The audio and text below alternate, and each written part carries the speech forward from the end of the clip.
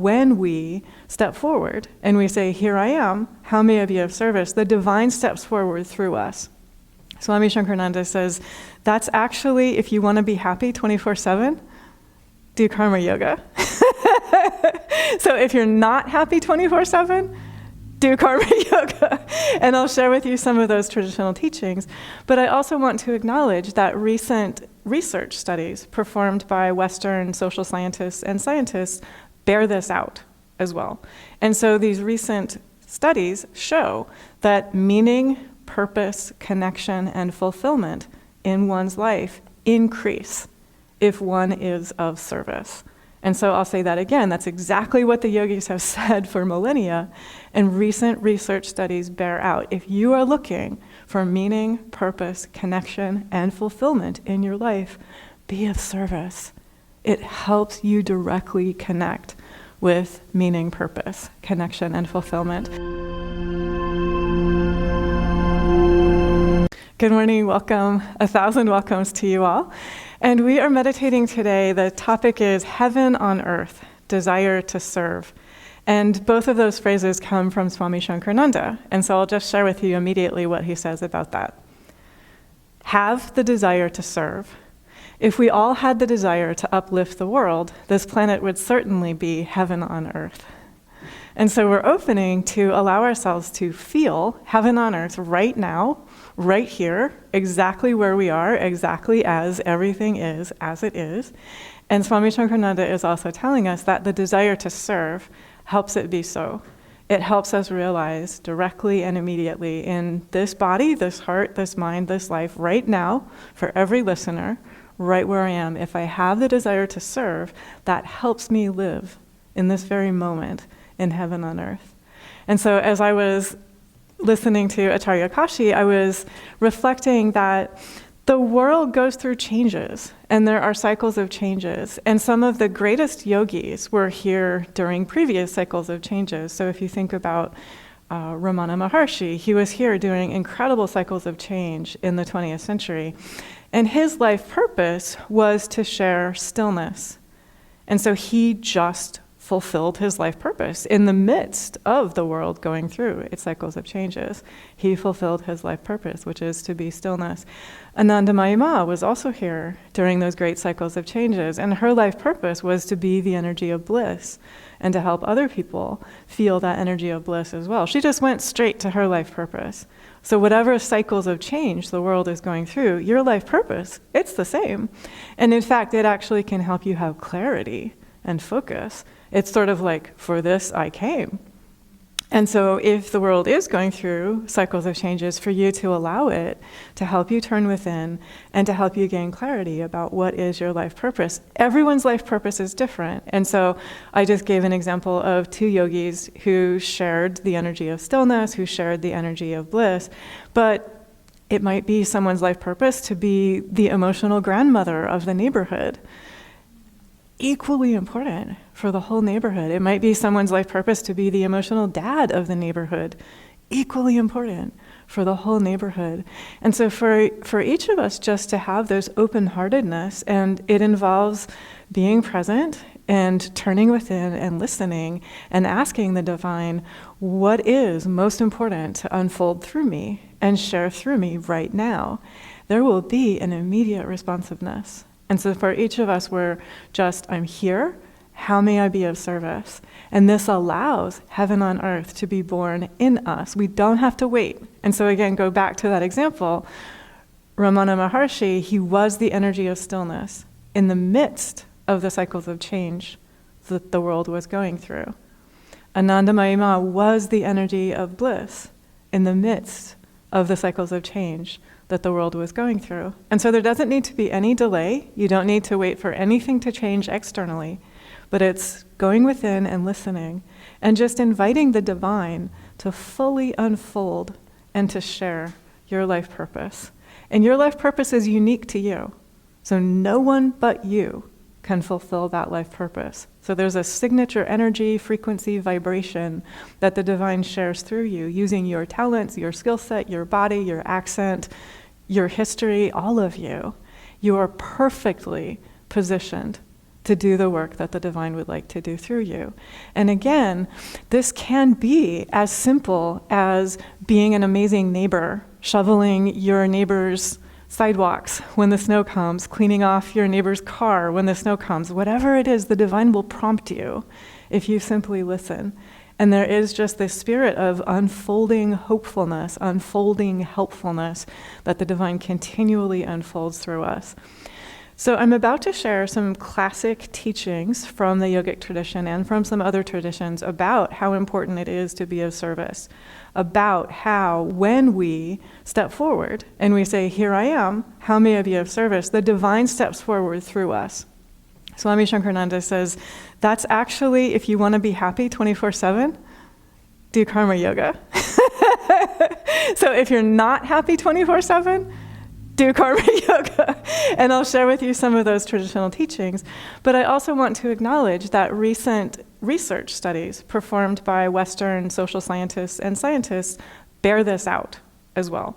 And so these recent studies show that meaning, purpose, connection, and fulfillment in one's life increase if one is of service.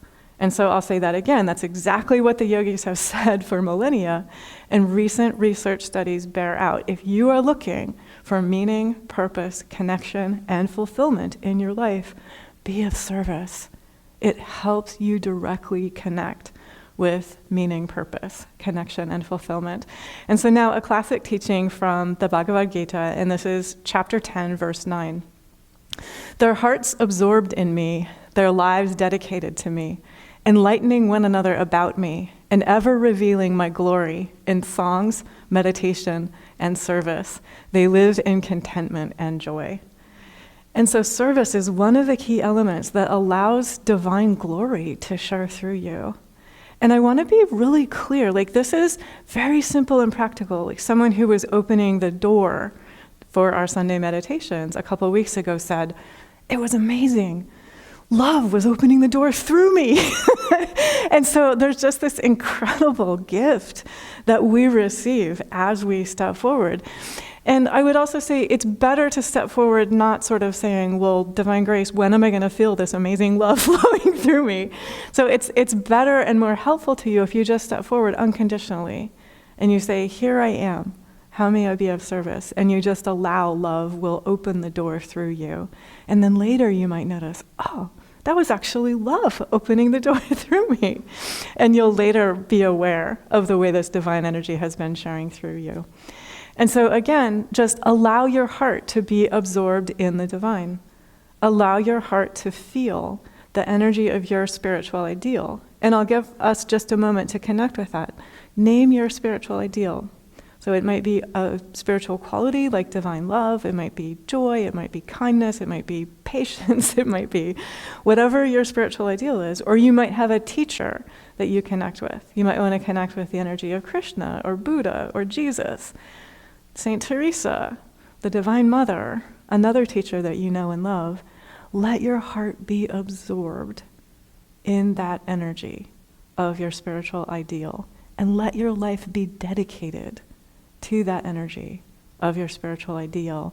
Live in the light of that energy of your spiritual ideal, and allow the divine to be of service and unfold that light through you as you are of service.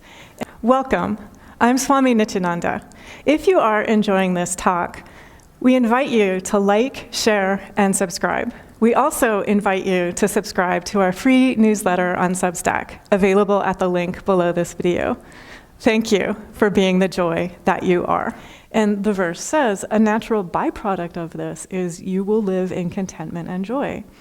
Another way to put this is, if you put the divine first, if you're very steady about connecting inwardly first, before you think, before you speak, before you act, what happens is contentment and joy are a natural byproduct of that. And I'll just say as well, I've heard some people express a question about that word contentment. It's overflowing happiness.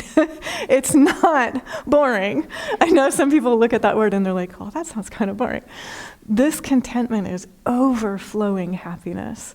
This contentment is ever new fullness of happiness flowing through you. And it's a natural, pure happiness, like nothing outside of you has to change. It's intrinsic to you. It's sort of like you're receiving this energy as you open the door. And it doesn't matter, the person you open the door for might notice it or not notice it. And that energy of joy and that overflowing happiness is already with you, regardless of that person you're opening the door for. In Isaiah, and this is chapter 40, verse 31, "But they that wait upon the Lord shall renew their strength. They shall mount up with wings as eagles. They shall run and not be weary, and they shall walk and not faint." And so you can see as well how strengthening this is to connect with this desire to be of service. So if you want renewal, if you want a feeling of vitality, if you want a feeling of being able to keep going joyfully, exuberantly, connect with this desire to be of service. And it is the divine that steps forward through you. It is the divine strength that shares through you. And so it lifts you up and fills you to overflowing, and then it just naturally and spontaneously shares through you everywhere that you are in the midst of performing errands in daily life. It just cannot help but silently share through you. The Hanuman Chalisa, "By thy grace, even the most difficult task becomes easy." And so you can feel here as well, there's just an open-heartedness, an allowing of the divine to share through one.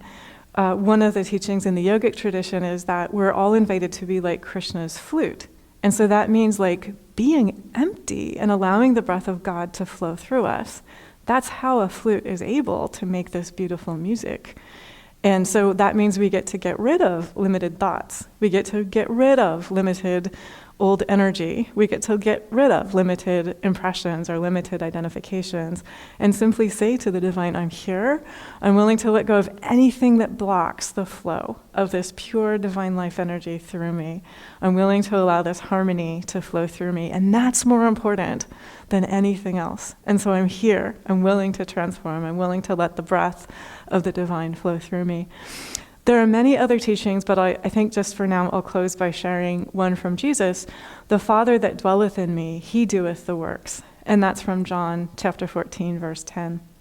And so if you step back from all of those teachings, what you can say is that it is observable that there's an incredible humility in all of those teachings.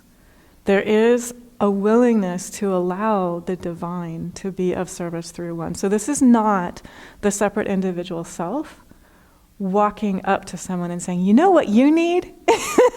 I'm going to perform that service for you, whether you like it or not. It's humility. It's listening, and it's asking, and it's waiting. It's saying, is there anything that would be helpful? And it's being willing to learn new skills.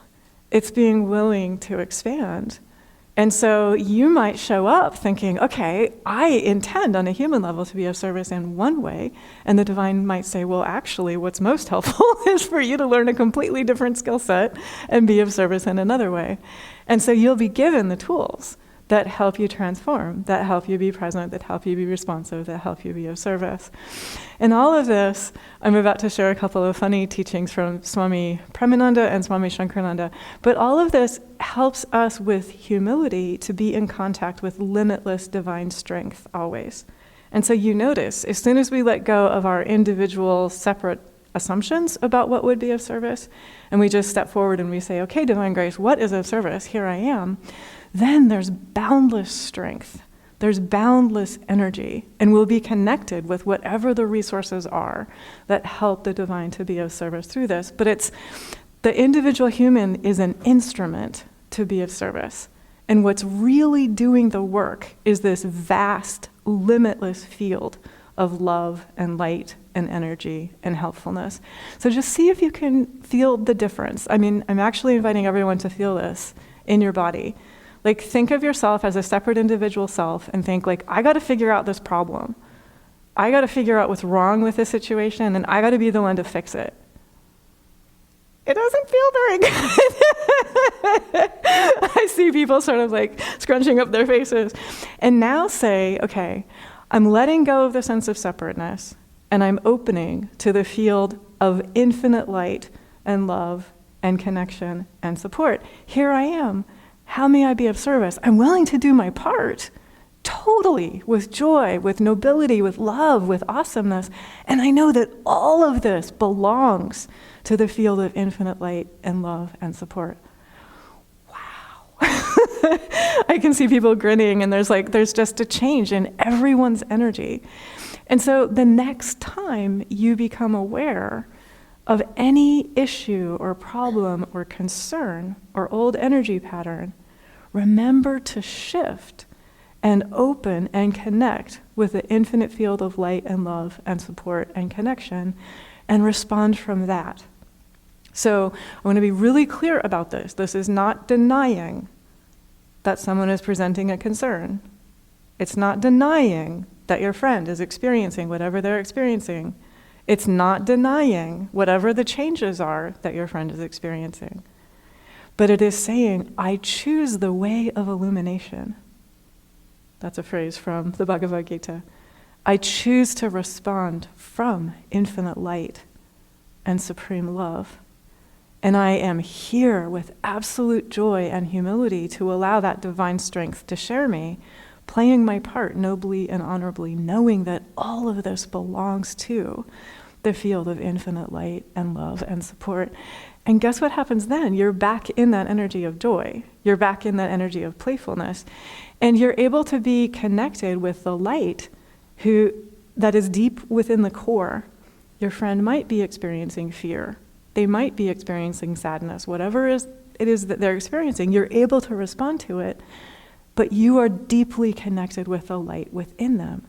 And the light within them is even deeper than that emotion that they are experiencing in that moment. You also cannot be connected with the light in your friend unless you're connected with the light in yourself. And so then it's the light within you, connected with the light in your friend, that is able to respond. And notice what happens then. There's no fear in your response. There's no reactivity in your response. There's no judgment in your response. There's just allowing. And there's just letting the light share through you. And I would also observe, there's an automatic way in which when you are present in this way in daily life, the divine will always speak through you in a way that connects with whoever you're talking with.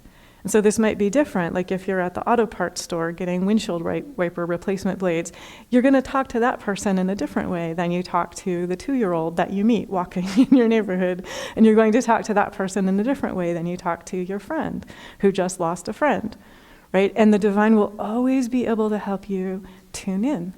And it's not coming from this feeling of the isolated, disconnected, separate individual self, but it's coming from this, I'm connected to this field of light. I'm connected to this field of love. I'm connected to this field of responsiveness. And that is responding through me in whatever way is pure and optimal and according to highest good. So a couple of funny teachings that I came across this week. One is from Swami Premananda, and then one is from Swami Shankarananda. And they both are helping us remember that what's really important is the degree to which we allow this light to live through us. So it's not a question of how many complicated yogic scriptures have I read. It's not a question of do I speak Sanskrit. It's not a question of how many concepts have I acquired. And this is the way that Swami Premananda says that. You can put all the scriptures and encyclopedias in the world on the back of a donkey, and it's still an ass.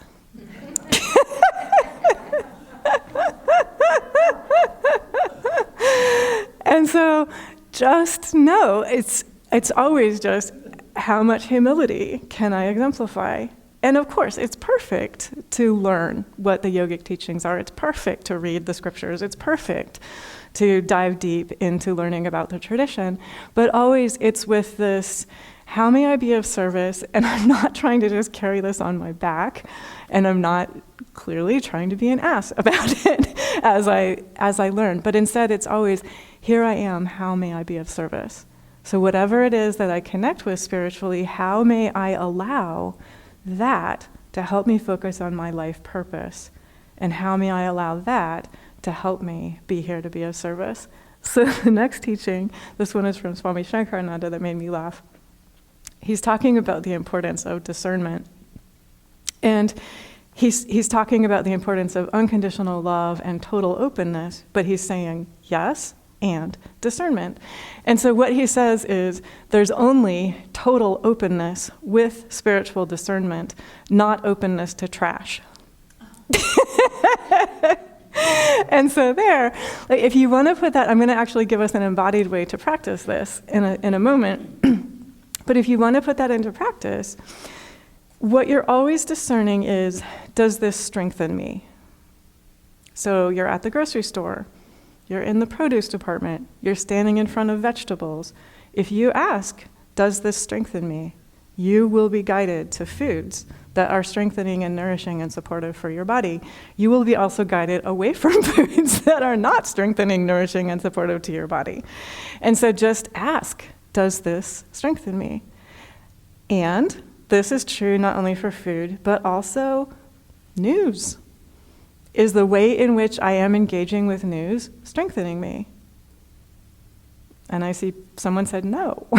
And so if you have that immediate awareness and discernment, then listen within. And I will say this is something that every human gets to navigate. Just like every human has their perfect physical embodiment, a food that strengthens you might not strengthen me, and vice versa.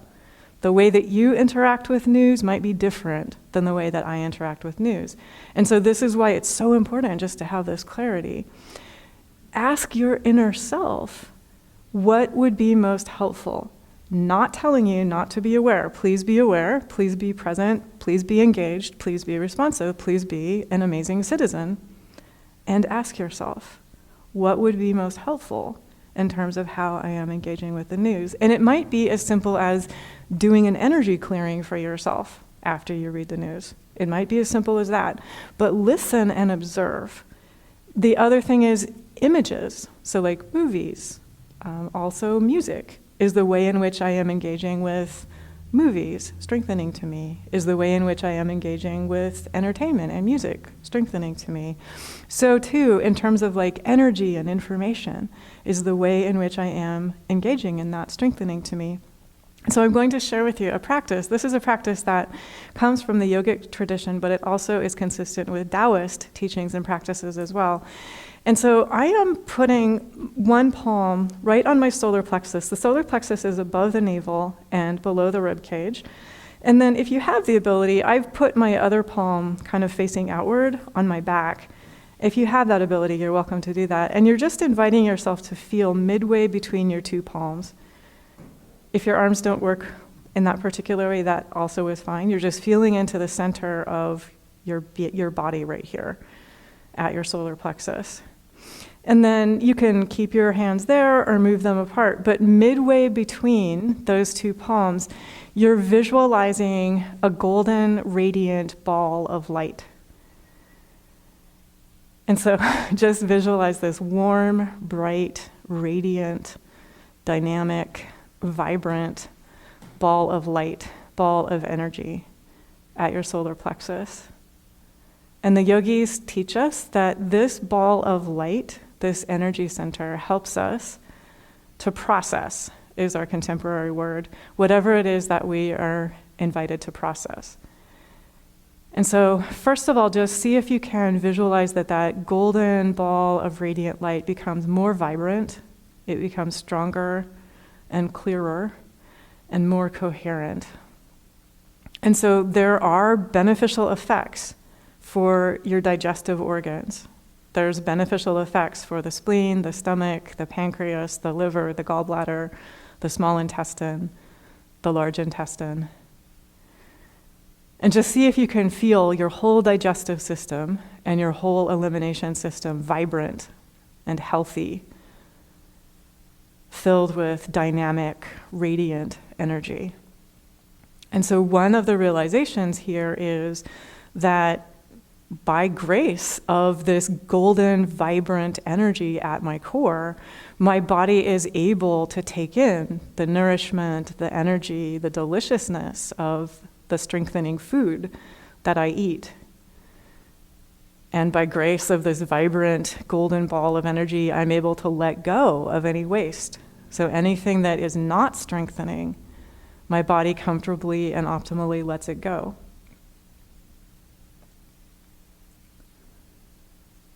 And now let's feel our way into emotions. So any emotions that come my way, I can notice, are they strengthening to me? And if so, I can allow myself to take in the nourishment, the vitality that I receive from those emotions. And any emotions that are not strengthening to me, I can lovingly let them go. They can just optimally depart from my energy, from my body. And then so too with any information. And this would also include thoughts. So like any old thought patterns that I'm aware of in myself. But if I'm aware of any thought patterns in the collective that I also choose not to energize within myself, I can just notice, are these thought patterns strengthening to me? If so, I'm going to keep them and allow them to strengthen me. And any thought patterns or any thinking that is not strengthening to me, I'm going to lovingly let it exit. And then just see if you can notice that this vibrant, radiant, dynamic energy at your core also helps you move in a very centered, balanced way. So this is how to move without rushing, but also without dragging your heels. And it allows you to move in a very balanced way. It also balances your life force energy. And so just see if you can feel how amazing it feels to enjoy this vibrant, vital, balanced life force energy. Okay, so I just gave you a practice that when you learn it, it can happen very, very quickly, and it helps if the world is going through times of transformation, if your friends are, if you are. The next time a wave of energy or information or emotion comes your way, connect with this vibrant, radiant ball of energy at your center and just notice that from within, I am empowered to choose what would I like to create in my own energy. I am empowered to be present and respond with love, with compassion, with respect, with humility, being of service and assistance and support to everyone in my life. And I do so with this radiant, vibrant, dynamic, balanced energy.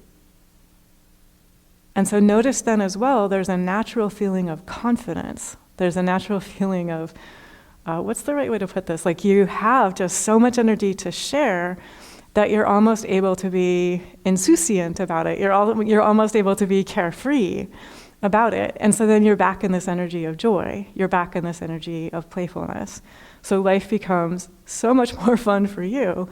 And then life becomes so much more fun for everyone whom you encounter as well. And so incredible blessings and joy for this vibrant, radiant, dynamic life force energy that is here. And allow yourself to feel completely bolstered and buoyed and supported. It's the energy of love. It's the energy of support. It is limitless, dynamic guidance. And each of us has this with and within us always. Thank God, and God bless us all.